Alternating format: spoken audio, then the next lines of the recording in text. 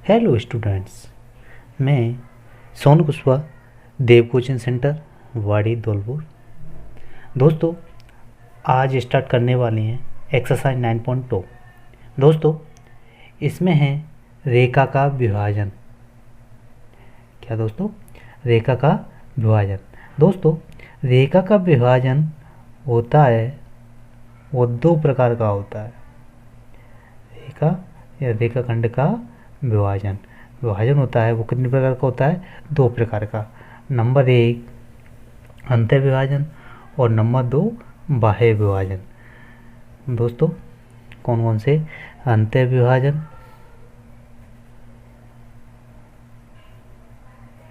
और बाह्य विभाजन।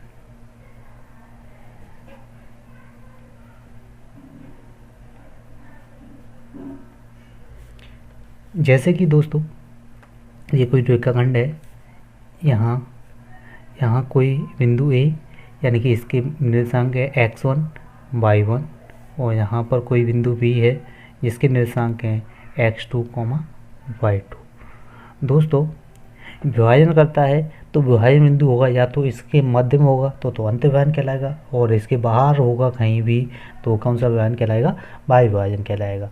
दोस्तों, जैसे कि अंतः विभाजन होता है वो क्या होता है? जैसे ये कोई रेखाखंड है, यानी कि ए x1 x y1 और बी ऑफ x2 y2। दोस्तों, जैसे कि एक रेखाखंड है, जैसे अंतः विभाजन किसे कहते हैं? दोस्तों, किसी रेखाखंड के मध्य में कोई बिंदु किसी निश्चित अनुपात पर विभाजित करता है तो उसे अंतः विभाजन, उस विभाजन को अंतः विभाजन कहते हैं। जैसे कि कोई बिंदु P है, वो x, y जिसके निर्देशांक है वो m1 और m2 दो निश्चित अनुपात में विभाजित करता है, तो दोस्तों इस विभाजन को अंतः विभाजन कहते हैं। और बाह्य विभाजन में जैसे कोई रेखाखंड ए भी है, इसके निर्देशांक x1 y1 और बी के निर्देशांक x2 y2 हैं। दोस्तों, यानी कि इस रेखाखंड को कोई बिंदु बाहर की ओर विभाजित करता है, या तो इधर की ओर या इधर की ओर, कोई बाहर की ओर विभाजित करता है और उसे निश्चित अनुपात में विभाजित करता है तो उस विभाजन को बाह्य विभाजन कहते हैं। जैसे कोई बिंदु यहाँ पर ले लिया जाए P, यानी इस रेखाखंड को बाहर की ओर विभाजित करते हैं, यानी कि x1 xy, यानी कि बाहर की ओर विभाजित कर रहे हैं, तो यानी कि जी अनुपात होगा वो क्या हो जाएगा? m1, और जी अनुपात होगा वो क्या हो जाएगा? m2। तो दोस्तों, यहाँ से लेकर के जहाँ तक अनुपात होगा वो क्या होगा? m2, और यहाँ से यहाँ तक का अनुपात m1। जबकि अंतः विभाजन में क्या था? यहाँ से लेकर के जहाँ तक का अनुपात था वो m1 था, और यहाँ से लेकर के जहाँ तक का अनुपात m2 था। दोस्तों, तो समझ में आया अंतः विभाजन किसे कहते हैं, हम बाह्य विभाजन किसे कहते हैं, यानी कि अंतः विभाजन में क्या प्रक्रिया होती है, बाह्य विभाजन में क्या प्रक्रिया होती है। बाह्य विभाजन में बिंदु यानी कि रेखाखंड से बाहर की ओर होता है, या तो इधर की ओर हो सकता है या फिर इधर की ओर हो सकता है, लेकिन अंतः विभाजन में बिंदु अंदर ही होगा, यानी कि रेखाखंड के मध्य में या फिर अंतः ही स्थित होगा, यानी कि बीच में कहीं भी स्थित हो सकता है। दोस्तों, बात आती है इनके फॉर्मूलों की, यानी कि सूत्र क्या होते हैं। सूत्र दोस्तों, यानी कि P ऑफ x, y के निर्देशांक का फॉर्मूला होता है इसमें क्या? यानी कि m1 x2 plus m2 x1 upon m1 plus m2, y के निर्देशांक के लिए आएगा m1 y2 plus m2 y1 upon m1 plus m2। दोस्तों, ये हमारा अंतः विभाजन का फॉर्मूला है, और जबकि बाह्य विभाजन का फॉर्मूला होगा, यानी कि वही बिंदु रहेंगे P ऑफ x, y। यानी कि दोस्तों सेम टू सेम फॉर्मूला यही की यही रहेगा बाह्य विभाजन का भी, लेकिन बस प्लस की जगह क्या हो जाएगा? चिन्ह चेंज हो जाएगा, यानी माइनस हो जाएगा। जैसे m1 x2 minus m2 x1 upon m1 minus m2 comma m1 Y 2 minus m2 Y 1 upon m1 minus m2। दोस्तों ये किसका फॉर्मूला है? भाई बाई एन का फॉर्मूला। जैसे कि दोस्तों यहाँ पर हमें m1 में से m2 हटाया जा रहा है, यहाँ इसका मतलब कोई m1 का मान बड़ा होगा m2 से, या फिर छोटा भी हो सकता है, कोई प्रॉब्लम नहीं। जैसे कि यहाँ पर हमने m1 का मान छोटा लिया और m2 का मान बड़ा लिया, यहाँ पर m1 का मान बड़ा भी हो सकता है, छोटा भी हो सकता है, कोई प्रॉब्लम नहीं होगी। दोस्तों अब बात आती है एक और, यानी कि मध्य बिंदु के निर्देशांक। मध्य बिंदु के निर्देशांक यानी कि जब कोई बिंदु मध्य में हो, यानी कि बीचों बीच हो, तो उसके निर्देशांक क्या होंगे? दोस्तों जब बिंदु मध्य में होगा इसका मतलब क्या? अंतर्वहन में होगा, वायु वहन में से होने तरह, क्योंकि वायु वहन में बिंदु कहाँ होता है? रेखाखंड के बाहर होता है, जबकि अंतर्वहन में कहाँ होता है? रेखा के मध्य में होता है, लगभग बीचों बीच में होगा, तो इसे मध्य बिंदु कहेंगे। जैसे कोई बिंदु है हमारा, यानी कि ये रेखाखंड ए और ये बी, और ये कोई पी बिंदु है, वो क्या है? मध्य में। ये भी एक अनुपात है और ये भी इसका एक अनुपात है। अगर m1 m2 का मान यहाँ पर रखेंगे तो दोस्तों हमारे मध्य बिंदु का फॉर्मूला क्या आएगा? यानी कि A P of X comma Y equal to क्या आएगा? यानी कि x1 plus x2 upon 2 comma y1 plus y2 upon 2। दोस्तों ये हमारे यानी कि मध्य बिंदु के निर्देशांक का फॉर्मूला, ये हमारे अंतर्वहन का फॉर्मूला, और जबकि ये वायु वहन का फॉर्मूला। तो दोस्तों ये तो हमारा रेखाखंड का व्यायन था। अब इसे रिलेटिव क्वेश्चनों को हल करेंगे। तो दोस्तों क्वेश्चन नंबर फर्स्ट है उस बिंदु के निर्देशांक ज्ञात कीजिए जो बिंदु 3,5 और 7,9 को मिलाने वाले रेखाखंड को 2:3 में अंतर्व्ययित करता है। तो यानी कि उस बिंदु के निर्देशांक ज्ञात करने हैं जो रेखाखंड है हमारा, कौन से? जिसके निर्देशांक हैं ए ऑफ क्या? 3,5 और बी ऑफ 7,9। इस रेखाखंड को अंतर्व्ययित कर रहा है, यानी कोई बिंदु कहाँ पर है? यानी कि बीच में होगा, जिसके निर्देशांक हमारे एक्स वाई है, क्योंकि इस बिंदु के निर्देशांक हमें क्या करने हैं? ज्ञात करने हैं, और हमें 2:3 में क्या कर रहा है? विभाजित कर रहा है। तो दोस्तों तो ये क्या हुआ? हमारा x1 y1 की वैल्यू, और ये x2 y2 की वैल्यू, और जबकि ये m1 की और ये m2 की वैल्यू। तो दोस्तों कोई परेशानी नहीं है। तो अंतर्वहन का फॉर्मूला लगाएंगे, तो सीधे अंतर्वहन का फॉर्मूला लगाते हैं। तो यहाँ लिखेंगे अंतर्वहन से, विभाजन से। फॉर्मूला तो आपको पता ही है, यानी कि x इक्वल टू क्या होता है? पी ऑफ, लिख दें P of X comma Y equal to क्या? जिसका निर्देशांक यानी फॉर्मूला होता है m1 x2 plus m2 x1 upon m1 plus m2 comma Y की वैल्यू होती है क्या होती है? m1 Y 2 plus m2 Y 1 upon m1 plus m2। ये क्या होता है? हमारा फॉर्मूला होता है दोस्तों। तो इस फॉर्मूले में की वैल्यू रखेंगे तो बिंदु हमारा क्या आ जाएगा? अंतर्वहन बिंदु आ जाएगा। तो दोस्तों यहाँ m1 की वैल्यू कितनी? 2। तो 2 इंटू x2 की वैल्यू हमारी 7 प्लस m2 की वैल्यू कितनी? 3 इंटू और x1 की वैल्यू 3 अपॉन m1 की वैल्यू 2 प्लस m2 की वैल्यू 3 कॉमा यहाँ पर m1 की वैल्यू 2, y1 की वैल्यू 9 प्लस m2 की वैल्यू 3 इंटू y1 की वैल्यू 5 अपॉन 2 प्लस 3। तो दोस्तों इसे सॉल्व करते हैं। कितना? 7 दूनी 14 प्लस 3 तक 9 बटे 5 कॉमा 9 दूनी 18 प्लस 5 थी 15 बटे 5 कितना हुआ? 23 5 कॉमा कितना 33/5। तो दोस्तों वो अंतर्वैन बिंदु कौन सा आएगा, यानी कि P of X comma Y equal to 23/5 comma 33/5, यानी कि 23/5 कॉमा 33/5। नेक्स्ट क्वेश्चन दोस्तों, सेकंड नंबर क्वेश्चन है, उस बिंदु के निर्देशांक ज्ञात कीजिए जो बिंदुओं 5, -2 और -1/2, 4 को मिलाने वाले रेखाखंड को 7:9 में वायुव्यायित करता है। दोस्तों अब क्या कर रहा है, वायुव्यायित, वो पहले क्या था, अंतर्व्यायित। तो दोस्तों अब इसका मतलब बिंदु रेखाखंड की कहाँ होगा, बाहर की ओर होगा।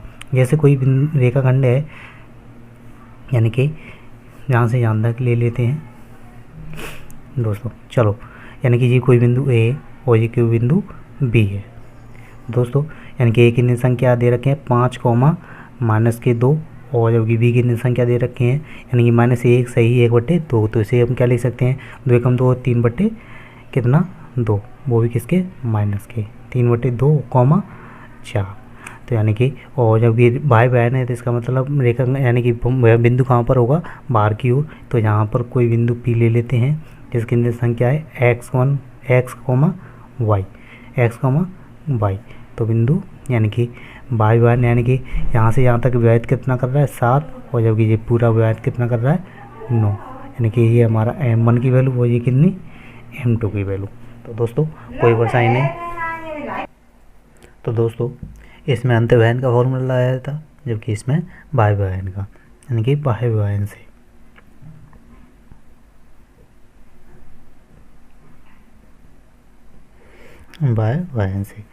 तो बाह्य व्यवहन का फॉर्मूला का यूज करेंगे। और दोस्तों बाह्य व्यवहन का फॉर्मूला क्या होता है, जैसे कि हमने तो ये एक साथ में लगाया था, अब हम इसमें अलग अलग लगाना चाहते हैं। जैसे x का मान कितना होता है m1 x2 plus m2 x1 upon m1 यहाँ पर क्या आता है माइनस, जबकि अंतर्वहन में प्लस आता है और बाह्य व्यवहन में माइनस आता है, यानी कि m1 minus m2 comma y की इक्वल टू y की वैल्यू क्या होती है m1 y2 minus m2 y1 upon m1 minus m2। दोस्तों ये क्या है, हमारा माइनस है। तो दोस्तों इसमें हम इसकी वैल्यू रखेंगे, जैसे x की वैल्यू अलग से निकालें, y की वैल्यू अलग निकालें। m1 की वैल्यू कितनी 7, x2 की वैल्यू कितनी, यानी कि -3/2,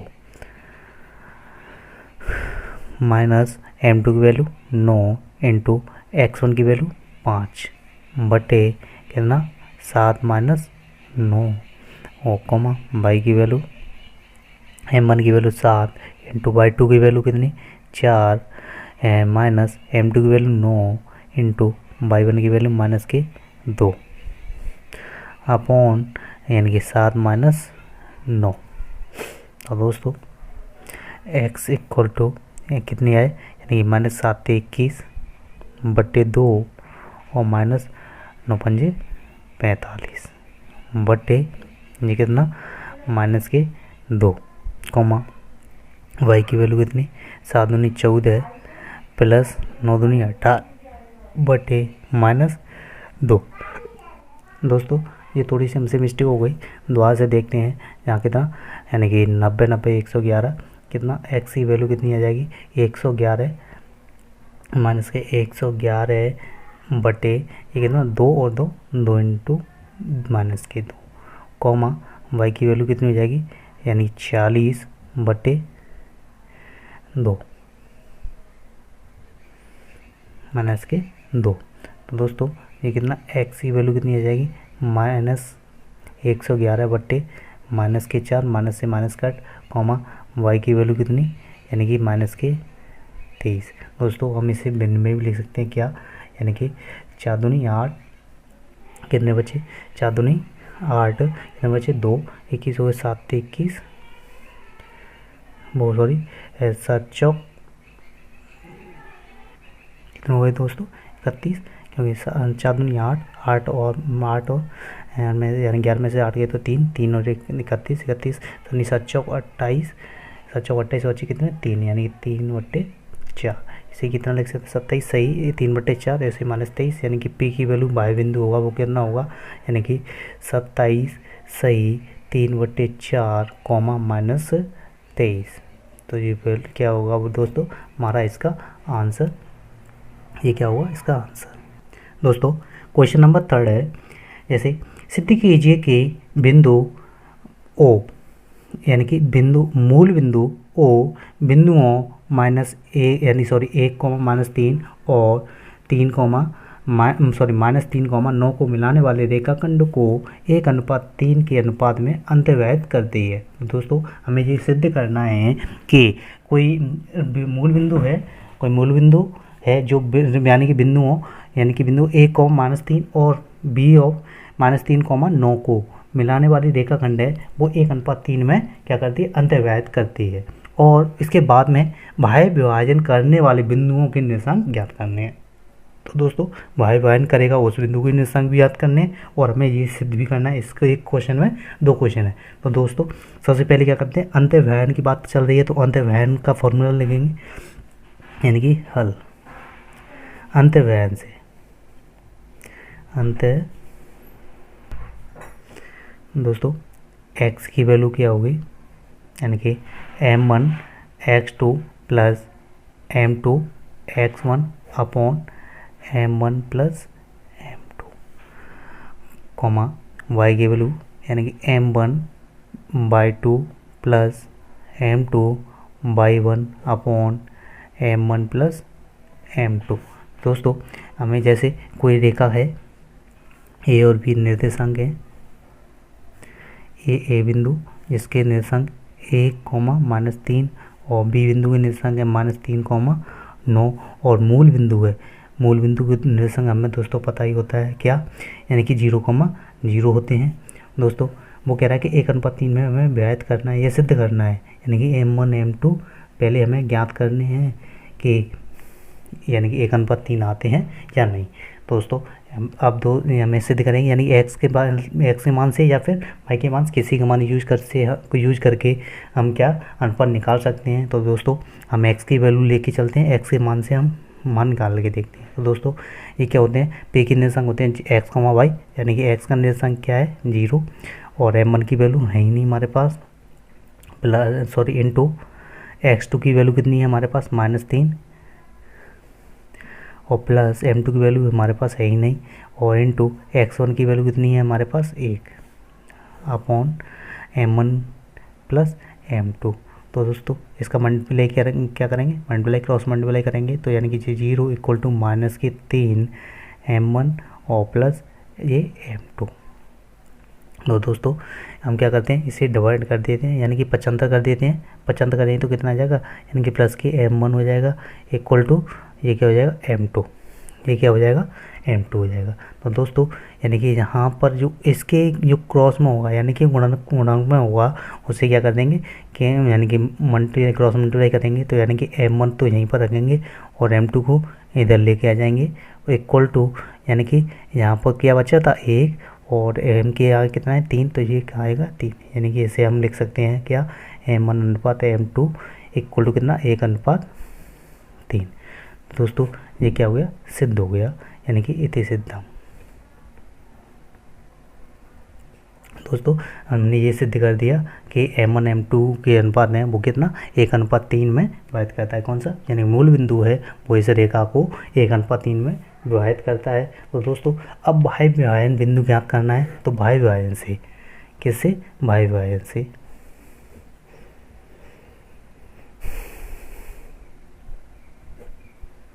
यानी कि बाह्य विभाजन का फॉर्मूला क्या करेंगे, यानी x = m1 x2 minus m2 x1 upon m1 minus m2, y = m1/2 minus m2/1 upon m1 minus m2। दोस्तों ये हमारे निर्देशांक m1 m2 की वैल्यू हमारे पास है ही, और इसका यूज करेंगे x और y की वैल्यू निकालेंगे। m1 की वैल्यू 1 इंटू x2 की वैल्यू कितनी है हमारे पास -3 माइनस M2 की वैल्यू कितनी 3 इंटू X1 की वैल्यू 1 अपॉन यानी कि 1 minus 3 comma y equal to M1 की वैल्यू 1 इंटू Y2 की वैल्यू कितनी 9 माइनस M2 की वैल्यू 3 इंटू Y1 की वैल्यू कितनी माइनस के 3 अपॉन M1 माइनस 3 यानी कि x इक्वल टू कितना हो जाएगा माइनस के 3 और ये माइनस 3 अपॉन कितना बचेगा माइनस के 2 कॉमा y की वैल्यू माइनस 9 और प्लस के 9 अपॉन माइनस 2। तो x इक्वल टू कितना आएगा माइनस 6 अपॉन माइनस के 9 और कॉमा y इक्वल टू कितना 18 अपॉन माइनस के 2। तो x की वैल्यू कितनी यानी कि 3 कॉमा यानी कि डिवाइड करेंगे तो y की वैल्यू माइनस के 9। तो दोस्तों y बिंदु होगा वो कितना आ जाएगा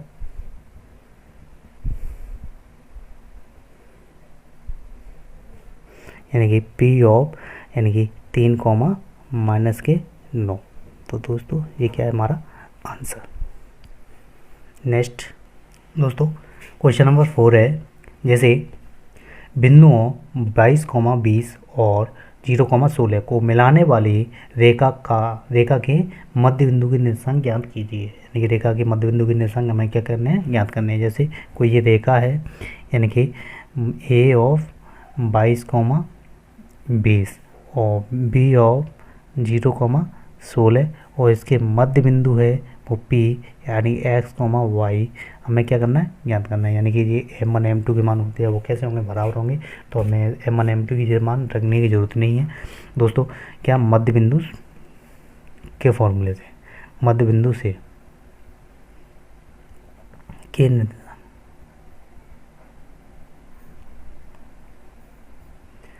मध्य बिंदु के निर्देशांक क्या होते हैं दोस्तों। यानी कि x equal to x1 plus x2 upon 2 comma y equal to y1 plus y2 upon 2। तो दोस्तों ये x1 y1 ये x2 y2। दोस्तों x इक्वल टू x1 की वैल्यू कितनी 22 प्लस 0 अपॉन कितना 2 कॉमा y की वैल्यू 20 प्लस 16 बट्टे 2। तो दोस्तों कितना हो जाएगा 20 और 0 कितना 20 और 0 22 और 0 22 बटे 2 यानी कि 11 कॉमा y इक्वल टू ये कितना हो जाएगा तुम्हारा 36 और 2 36 बटे 2 यानी कि 18। ये कितना यानी कि मध्य बिंदु के निर्देशांक कितने आए मध्य बिंदु के निर्देशांक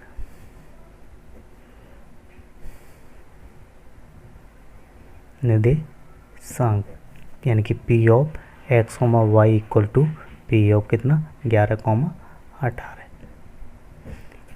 क्वेश्चन नंबर 5 दोस्तों क्वेश्चन नंबर 5 है यानी कि बिंदुओं 5,3 और -3, -2 को मिलाने वाली रेखाखंड x अक्ष द्वारा किस अनुपात में विभाजित करती है।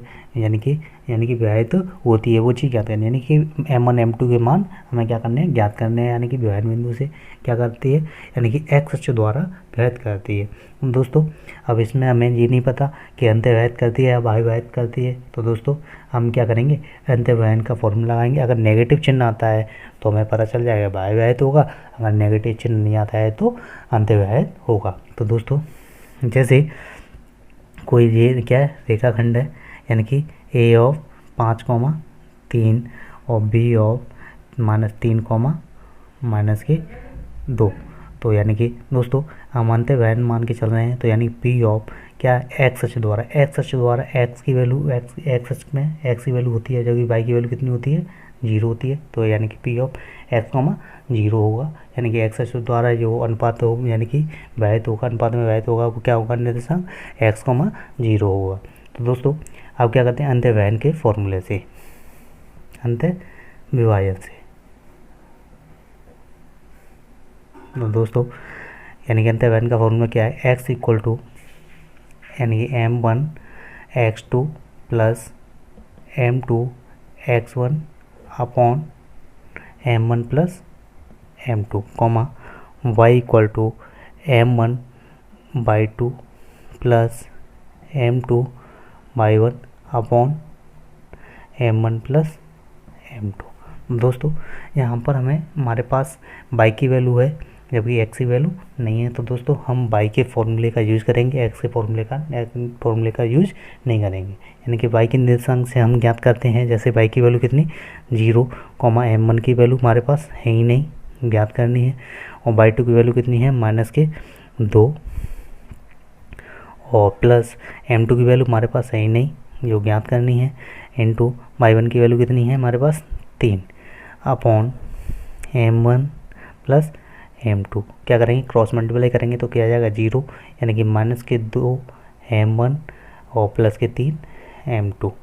तो दोस्तों इसे क्या कर लें, पक्षांतर कर लें, यानी कितना हो जाएगा 2 m1 बराबर 3 m2। दोस्तों अब इसे सही तरीके से व्यवस्थित करते हैं, m1 अपॉन m2 अपॉन, यानी कि m1 यहीं की यहीं, m2 को इधर की लेके आ गए, यहाँ पर क्या बचा 3 और बट्टे यहाँ से लेके जाएंगे तो कितना 2। दोस्तों यानी कि अब क्या अनुपात क्या आ जाए, m1 अनुपात m2 इक्वल टू 3:2। तो यानी कि बिंदु कौन सा आया 3:2। यस नेक्स्ट दोस्तों क्वेश्चन नंबर 6 है, जैसे बिंदुओं 2, -3 और 5, 6 को मिलाने वाले रेखाखंड बाई एच द्वारा किस अनुपात में व्यक्त करती है। जैसे हमने क्वेश्चन नंबर 5 हल किया था, सेम टू सेम वैसा ही वैसा है, जैसे कि यानी कि जो कोई रेखाखंड है, यानी कि ए निर्देशांक है हमारा 2, -3 और ये बिंदु निर्देशांक है 5, 6, यानी कि दोस्तों ये भी बिंदु यानी कि अब बाई अक्ष द्वारा विभाजित करती है, लेकिन हमें ये नहीं पता अंतर्विभाजित करती है या बाह्य विभाजित। हम तो अंतर्विभाजित मान के चलते हैं कि ये बिंदु P है वो हमारा बाई अक्ष द्वारा अंतर्विभाजित करती है, यानी कि x की वैल्यू क्या होती है वाई पर 0 होती है और जबकि y की वैल्यू कुछ ना कुछ होती है।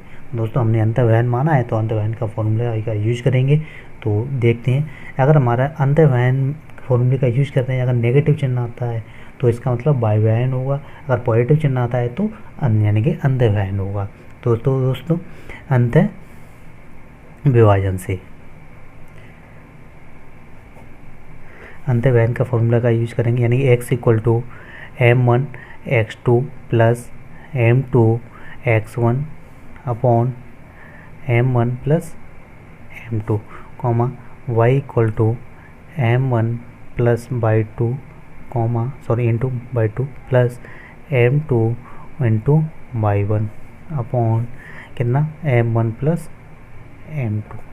दोस्तों इसमें हमारे पास किसकी वैल्यू दे रखी है, x की वैल्यू दे रखी है, तो x के निर्देशांक का यूज करते हुए m1 m2 के मान याद करेंगे। तो यानी कि x के निर्देशांक x का मान दे रखा है 0, m1 की वैल्यू हमारे पास है ही नहीं, जबकि x2 की वैल्यू दे रखी है हमारे पास 5 प्लस m2 की वैल्यू हमारे पास है ही नहीं, जबकि x1 की वैल्यू दे रखी है 2 बटे कितना m1 प्लस m2।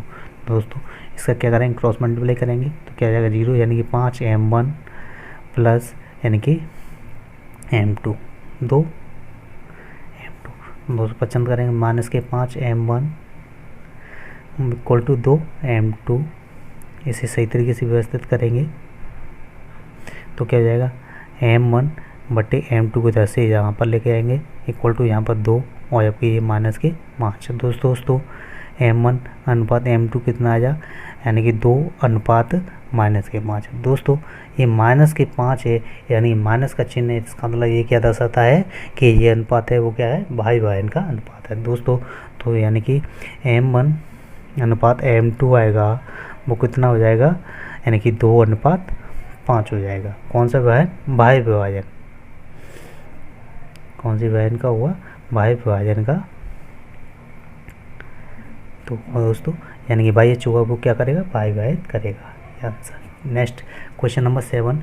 दोस्तों क्वेश्चन नंबर 7 इसी प्रकार का है, जैसे कि बिंदुओं 15,5 और 9,20 को रेखाखंड यानी कि मिलाने वाले रेखाखंड को बिंदु 11,15 किस अनुपात में व्यक्त करता है। तो दोस्तों इसमें तीनों बिंदुओं के निर्देशांक दे रखे हैं, जैसे ए की निर्देशांक क्या है 15,5 और बी की निर्देशांक है 9,20। दोस्तों और इन दोनों रेखाखंडों को मिलाने वाले रेखाखंड है वो हमारा यानी कि पी बिंदु के निर्देशांक दे रखे हैं 11,15। दोस्तों अब इसमें हमारे पी बिंदु के भी निर्देशांक दे रखे हैं और हमें m1 और m2 की वैल्यू हमें ज्ञात करनी है, यानी किस अनुपात में व्यक्त करना है वो चीज़ ज्ञात करते हैं। तो दोस्तों हम अंत व्यायन का फॉर्मूले का यूज ही करेंगे, क्योंकि हमें अभी तक नहीं पता कि ये कौन सा व्यायन होगा। तो अंत व्यायन से यानी कि x equal to m1 x2 plus m2 x1 upon m1 plus m2 comma y equal to m1 y2 plus m2 y1 upon m1 plus m2। दोस्तों अब यहाँ पर तो मैं क्या दे रखा था, यानी कि x की वैल्यू, यानी कि एक निर्देशांक की वैल्यू दे रखी थी, जबकि यहाँ पर दो निर्देशांक की वैल्यू दे रखी है। दोस्तों यहाँ पर दोनों निर्देशांक की वैल्यू दे रखी है, हम किसी भी निर्देशांक से हम m1 m2 के मान ज्ञात कर सकते हैं। तो दोस्तों x का आपकी मर्जी, x के मान से ज्ञात कर सकते हैं या फिर y के मान से। तो दोस्तों हम x के मान से ज्ञात करके देखते हैं।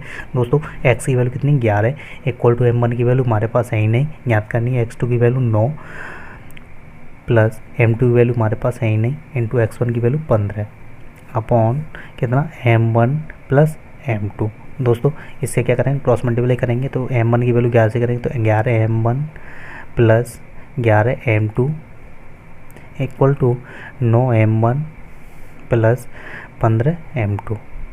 तो दोस्तों m1 m1 को एक तरफ करेंगे, m2 m2 को एक तरफ करेंगे तो 11 m1 और m1 को हम 55 करेंगे तो 9 m1 इक्वल टू 15 m2 और इधर 55 करेंगे तो 11 m2। दोस्तों यानी कि 11 में से 9 गए तो कितने बचे, यानी कि 2 m1 इक्वल टू 15 में से 11 गए तो 4 m2। दोस्तों m1 एक अपॉन कितना m2 इक्वल टू कितना 4 अपॉन 2, यानी कि इसे डिवाइड करेंगे तो कितना 2/1, यानी कि m1 अनुपात m2 की वैल्यू कितनी आ गई, 2:1 आ गई। दोस्तों ये क्या हमारा आंसर। आप चाहे तो y की निर्देशांक से भी ज्ञात कर सकते हैं हमारे, यानी कि व्यायन बिंदु आएंगे, यानी कि व्यायन अनुपात आएंगे, क्या आएंगे 2:1 ही आएंगे। यस, थैंक यू, धन्यवाद। और शेष बचे क्वेश्चन अगले पार्ट में कराते हैं। अगर आपको ये वीडियो अच्छा लगा तो प्लीज़ इसे ज़्यादा से ज़्यादा शेयर करें, जिससे क्या है सभी बच्चों का फ़ायदा मिले, उनको भी पता चले कि हमारे ये देव कोचिंग सेंटर ऑनलाइन क्लासेज भी चालू हो गई हैं, जिससे क्या है अधिक से अधिक बच्चों को लाभ मिलेगा और आपके लिए भी फ़ायदा होगा। थैंक यू, धन्यवाद।